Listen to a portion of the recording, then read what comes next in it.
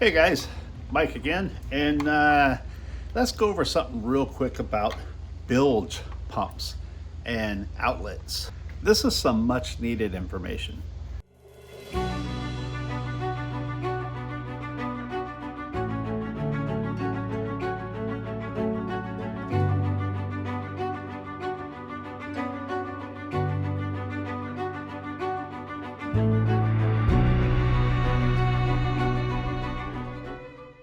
All right, guys, thanks for joining me today. So, in case some of you don't know, I'm sure most of you do, this is a bilge pump. They come in many different sizes, gallons per hour. So on this one happens to be a 750 GPH, which is gallons per hour. It's got a 3/4 inch nipple. You can pretty much put any bilge pump with any fitting, depending on the adapters and hoses you use and so on. Now, my bilge pump or my bilge outlet. Here you go. So this question has come up over and over and over. When we stick it to the back of the platform, sits like this, people are like, oh my God, you're gonna flood your hull. Water's gonna get in there. Well, here's the thing. Let me clear this up right now. This big hole is the flag holder or selfie stick hole. That is sealed. That is that portion right there. This smaller hole is the bilge outlet right there. So, can you put water down in this little hole and it get inside the ski? Absolutely. Are you gonna flood your hull? Not unless you're an idiot. So, oh, don't use that. You're gonna flood the hull. Well, this is what comes with your bilge pump kit.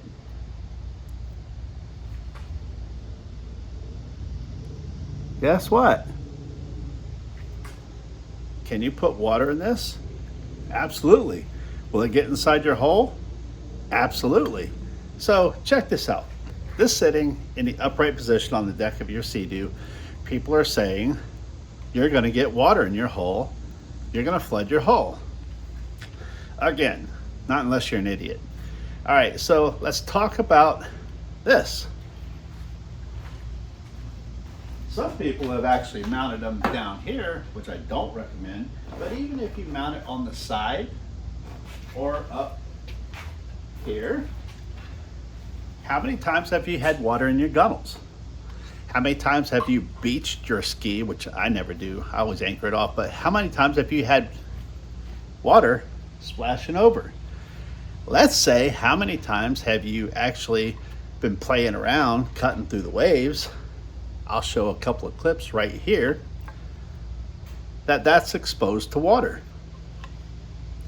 A lot of times, right? So, are you going to flood your hull any different than this or this? Absolutely not. So, doesn't make a difference where you place this. I don't know about your ski, but when mine is sitting in the water and it's anchored, or if I'm moving, there's no water hitting that unless I happen to be playing around and it's a little bit of water. Are you gonna get enough water in here to do anything? I don't even get enough water in here to activate the bilge pump. That should dispel any of those myths by the people talking negatively about water coming in here. They're just uneducated, plain and simple. Now, some people are also, let's address this, saying, yours doesn't have a check valve. Neither does this. And if you've been around boats and skis for more than a season, you will know that most bilge pump manufacturers, matter of fact, pretty much all of them, do not recommend using an inline one-way valve. It's not recommended, guys. They fail. Your bilge pump fails to pump out. Saltwater plays hell on any type of a valve whatsoever. They do not recommend them. Do some people use them? Sure. And if you want to put one in line with this, you can.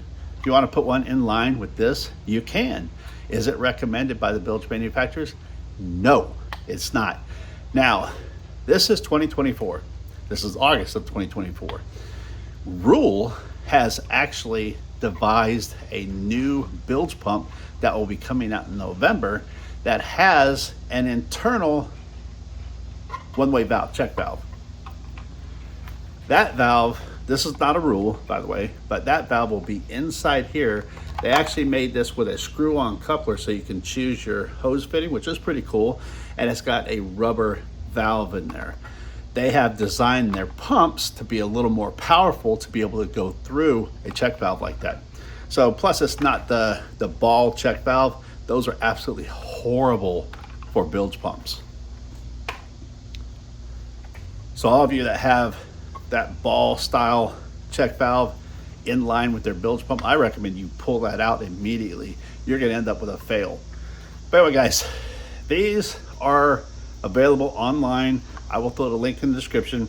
Not only are they your bilge outlet, you can see through there, they work very well. They have been tested up to 1,100 gallons per hour. They work flawless. The 360s will bubble up. The 750s shoot a good stream out. And 1100s, well, you kind of look like a Yamaha on steroids. So not only are these as a bilge pump, and these are made out of heat resistant materials, but it also has this hole here, which is suitable for running a flag or a selfie stick. And yes, I have tested this at full speed on my ski, which is 68 miles per hour, without a tether. So no tether on the flag, no tether on the selfie stick. Guys, this is the toughest one available out there. Plus it's a multi-purpose one. You don't have to get this with the bilge. You can if you want. If you want to add a bilge later, you can purchase this one and just buy a cap at your auto parts store and cap this. Or you can purchase the ones that are just like this without the bilge and just run your flag and your selfie stick. Guys, I hope that cleared up any myths. Stop saying you're gonna flood with this. You can do it with this. But guess what? You're not gonna do it with either one. The difference between this and this, you require tools and drilling or cutting into the hull of your ski. This is a 5-minute installation once you have your bilge pump put in. That is very, very simple. No cutting, no drilling. It's a no-brainer. Guys, talk to you next time. Right now through the end of August, there is a 10% discount. You can use the code OVER50, OVER50, and it's good through the end of August 2024. It's 10% off orders $50 or over. Talk to you next time.